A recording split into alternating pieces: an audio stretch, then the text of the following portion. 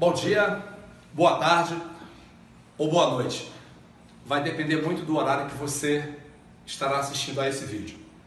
Pessoal, para os poucos que não me conhecem, meu nome é Elias. Eu sou estagiário em língua portuguesa da Faculdade Uninter. É uma satisfação, mais uma vez, estar aqui com os senhores. Hoje, nós vamos abordar 4 temas interessantíssimos na nossa língua portuguesa. Nós falaremos sobre comunicação e seus elementos, nós falaremos sobre compreensão textual e interpretação textual, nós falaremos sobre gêneros textuais e sobre tipologia textual. No final, farei um breve relato sobre a importância da leitura. A importância da leitura, nesse caso, não vai ser uma aula, vai ser mais um incentivo para cada um dos senhores. Então, vamos lá para a luta, pessoal. Bom, pessoal, então é importante que nós saibamos que a comunicação ela é muito mais que informar alguém a respeito de alguma coisa, de transmitir a informação a alguém, é muito mais além do que isso. É importante que vocês saibam, para que haja uma comunicação, nós temos que ter 6 elementos fundamentais para que haja uma comunicação completa. Primeiro, não necessariamente nesta ordem que eu estou colocando aqui nesta aula. Esta ordem é simplesmente por uma questão de didática.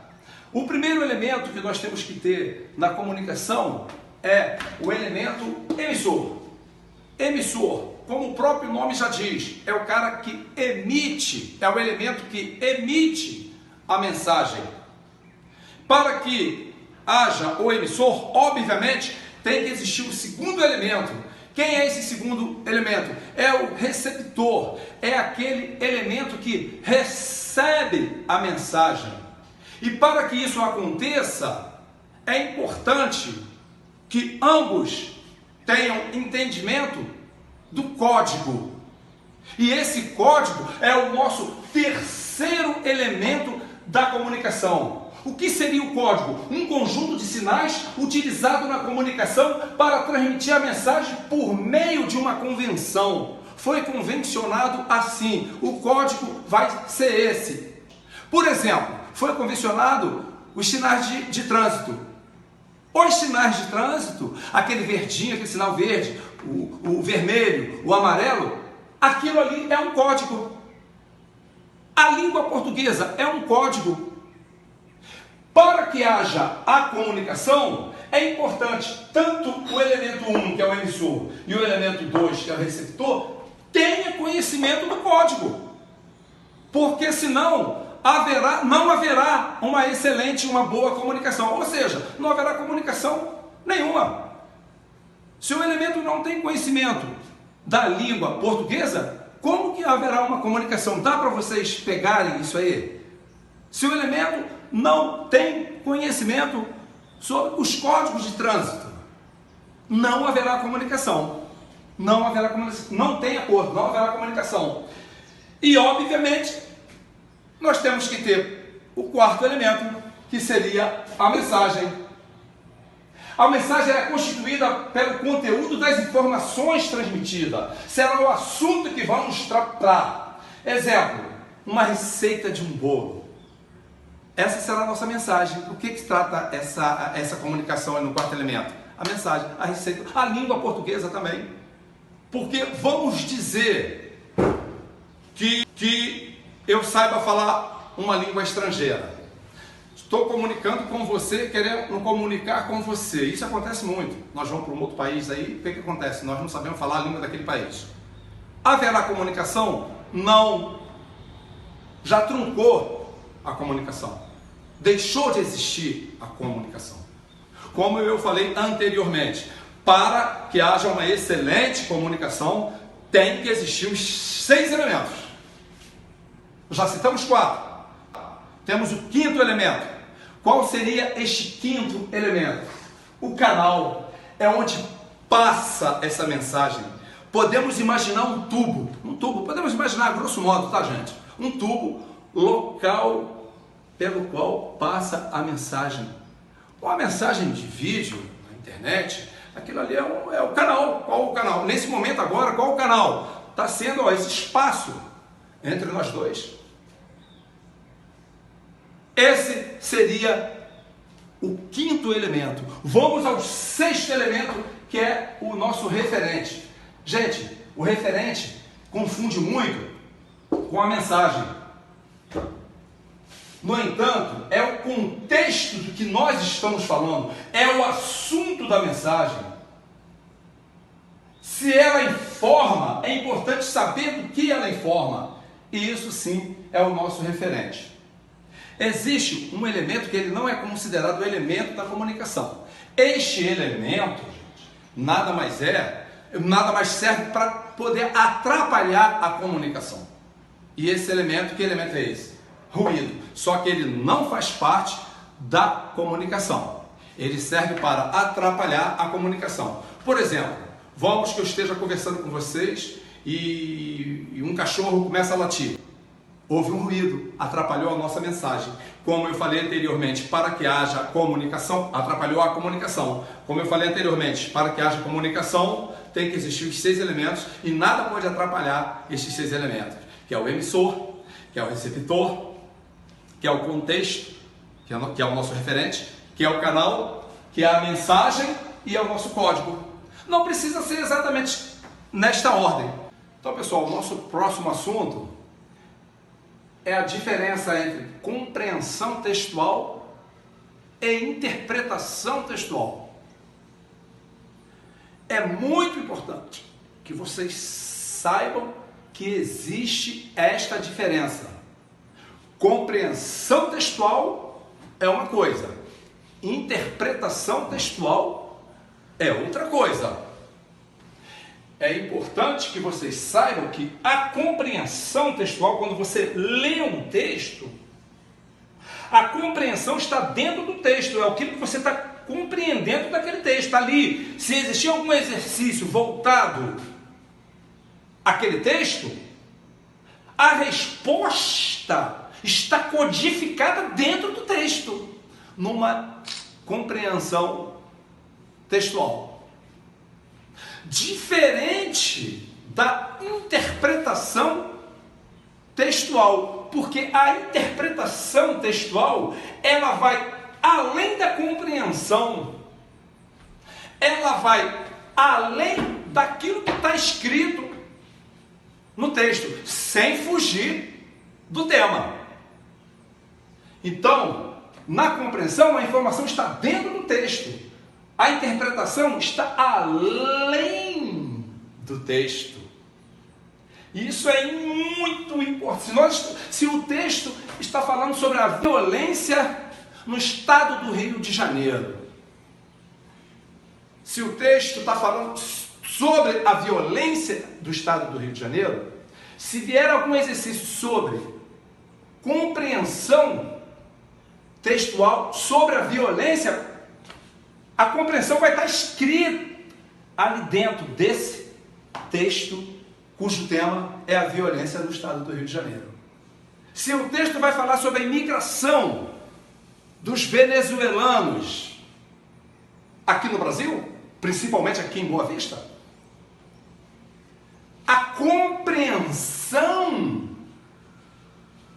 do autor desse texto vai estar escrito ali, vai estar codificado ali. Mas a interpretação do autor, caso ele faça alguma crítica do presidente lá da Venezuela, ou seja, até mesmo aqui do presidente do Brasil, sei lá, a interpretação vai estar muito mais além. Será que essa crítica vai estar escrito? Não. Vai estar entre linhas. A interpretação é muito mais além. Saber interpretar um texto é uma bagagem, é conhecimento, é leitura, que nós vamos falar no final, da importância da leitura. Quem lê pouco, infelizmente, gente, é quase incapaz de interpretar um texto. Pode até compreender que já é um bom caminho, é um excelente passo. Entre parênteses aqui, só para fugir um pouquinho do assunto, a minha preocupação é tanta com relação à leitura, salvo engano, 70% dos jovens concluem o ensino médio sem saber compreender um texto simples. Um texto simples, isso é preocupante, meus queridos. Por isso que no finalzinho não vai ser uma aula, vai ser um conselho sobre leitura. Voltando. Comandos. Eu citei como comandos para facilitar a vida dos senhores, da minha também. Quando, em caso, principalmente quem vai realizar o Enem, na prova do Enem vem assim, no texto, toda vez que vier no texto, o autor afirma que o texto mostra que, segundo o texto, segundo o autor, toda vez que vier iniciando o exercício, com esses comandos que eu chamei de comando, vocês podem ter certeza que a compreensão textual é um exercício mais fácil. Vocês podem ter certeza que a resposta está dentro do texto. Tenha certeza disso. Então não perca essa questão, que a resposta está ali. Agora, claro, você também tem que compreender o texto, né, meu nego? Se o texto está falando de imigração, de violência, de etc, etc, homossexualismo, lá que seja, você tem que, no mínimo, compreender esse texto. Senão fica realmente difícil. Agora, meus companheiros, se vier, infere-se do texto, depreende-se do texto, o texto permite deduzir que, qual a intenção do autor ao dizer isso? Conclui-se do texto que, aí é interpretação. Então, eu como estagiário de letras, eu não posso incentivá-los a decorar. Eu tenho que incentivá-los a entender. A entender. Mas, meus negros, se preciso for, vamos decorar. Se preciso for, vamos apelar, vamos decorar. No texto, o autor afirma que, o texto mostra que, segundo o texto, segundo o autor, compreensão. Infere-se do texto, depreende-se do texto, o texto permite deduzir qual a intenção do autor. Conclui-se do texto que? Interpretação. Lembre-se, interpretação é um pouquinho mais complicado. Então por isso que é interessante decorar. Anota, bota lá na parede, lá no seu quarto. Vocês vão entender agora, essa frasezinha aqui, ela é para, vamos fechar com chave de ouro. Essa frasezinha, Maria andava cabisbaixa. Maria andava cabisbaixa. Bom, gente, no mínimo, os senhores têm que saber o que é a palavra cabisbaixa. Senão fica difícil também compreender e até mesmo interpretar. Agora, se você, no teu vocabulário, você tem conhecimento de que a palavra cabisbaixa é aquela pessoa que anda com a cabeça baixa, você vai compreender que a compreensão desse texto, o autor está querendo dizer que a Maria andava de cabeça baixa, mas na compreensão, em nenhum momento ela disse que a Maria está triste. Na compreensão. Na compreensão. Agora, na interpretação, infere-se do texto que Maria estava triste. Mas alguém está vendo a palavra triste aqui? Não. Por quê? Infere-se do texto. Depreende-se do texto que a Maria está... Ou alguém alegre anda de cabeça baixa? Não. Eu pelo menos desconheço. Vocês conseguiram ver a diferença que existe entre compreensão textual e interpretação textual? Pessoal, é isso. O nosso próximo passo é um assunto muito bacana. Diferença entre gênero textual e tipologia textual. É um assunto... Eu gostaria até de abrir parênteses aqui rapidinho, pessoal. O que acontece com a língua portuguesa? Os termos, eles parecem ser assustadores. Os termos, gênero textual. Ai, gente, o que é isso? Tipologia textual. O que é isso? É simples. Basta nós entendermos. Só os termos que são complicados. Mas depois que você vai ver, depois dessa aula, é simples. Então vamos lá para a nossa próxima aula. Bom, pessoal, vamos explicar agora gêneros textuais, tipologias textuais.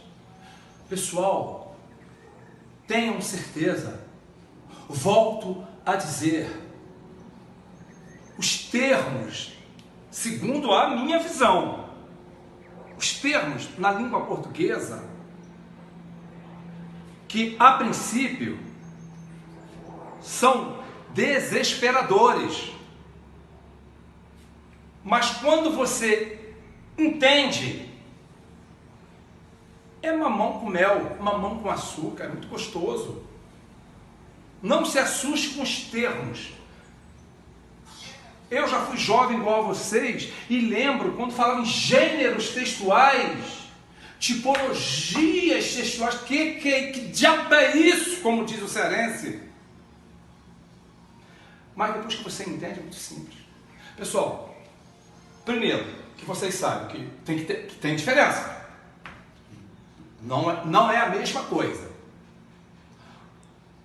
Os gêneros textuais, eles são praticamente infinitos. Não é para decorar gênero textual nenhum. A tipologia, ela já é finita. Poxa, se preciso for, é para entender. Mas se preciso for, vamos decorar. Vamos apelar para a decoreba.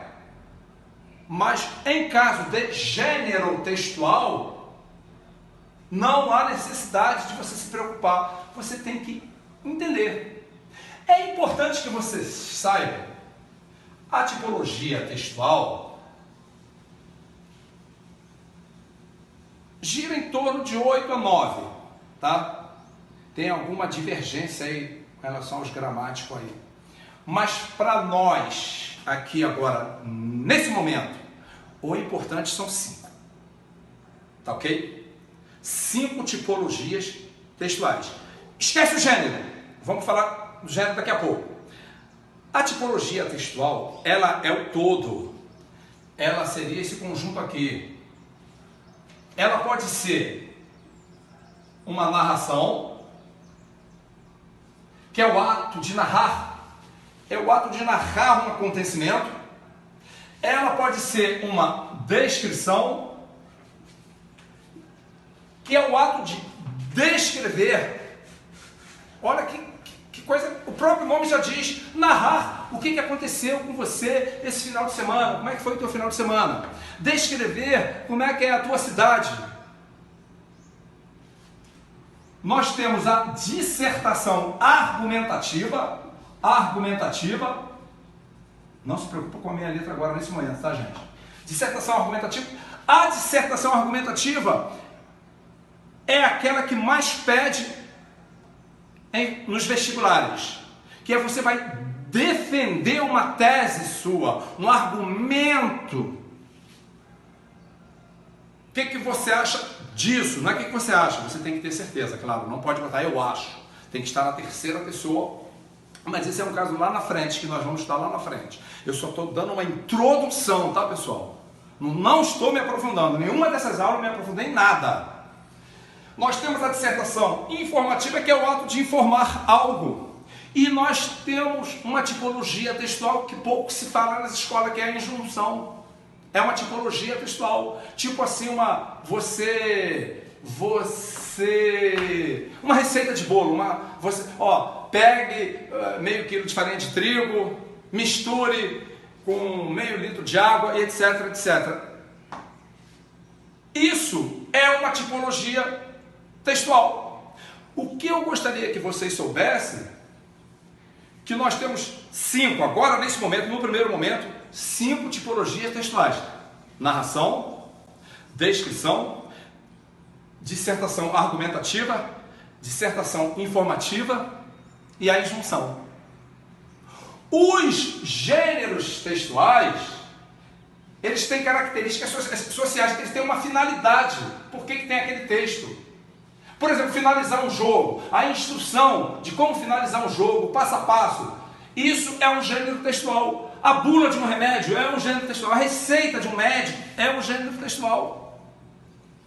Uma informação no jornal, um gênero científico, um gênero literário. Com a experiência, você, ao ler o texto, você vai identificá-lo. Agora, pode acontecer também, gente, de você, num todo de um texto, ele ser mais narrativo, com alguns itens descritivos. Isso vai acontecer muitas vezes. Mas o todo é a narração.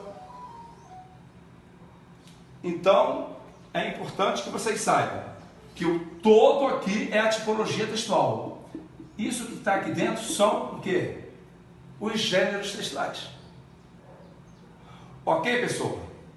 Pessoal, então, por exemplo, a receita, a bula, o manual, eles pertencem à mesma tipologia. No entanto, eles são diferentes entre si. Uma bula é diferente de um manual é diferente de uma receita. Mas eles pertencem à tipologia textual de injunção. Ok, pessoal? Isso aí, gente, nada mais é do que uma introdução sobre gêneros textuais e tipologia textual. Isso aí, nós depois separadamente nós vamos estudar a semana toda, só falando de gêneros textuais. Depois, a outra semana, sobre as tipologias textuais, narração. Vou passar exercício para cada um de vocês. E vamos que vamos. Lembre-se, essa aula só foi uma introdução. O nosso próximo passo, nós vamos falar sobre o quarto e último tema, que não é uma aula, nada mais é que uma leitura, o ato de ler, a essência de ler. Eu aconselho a vocês a criarem esse hábito de ler. Procurem ver o que vocês gostam de ler.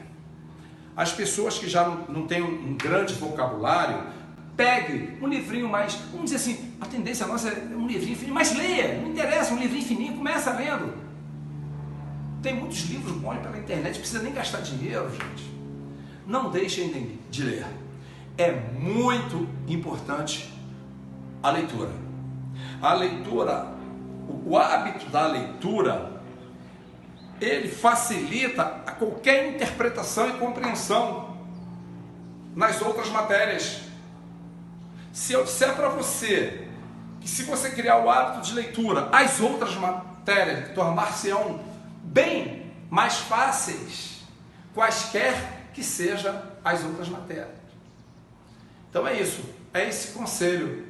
Eu me arrependo muito, só vim adquirir o hábito de leitura depois de coroa, mas se eu pudesse hoje, eu não iria ler, eu ia comer o livro.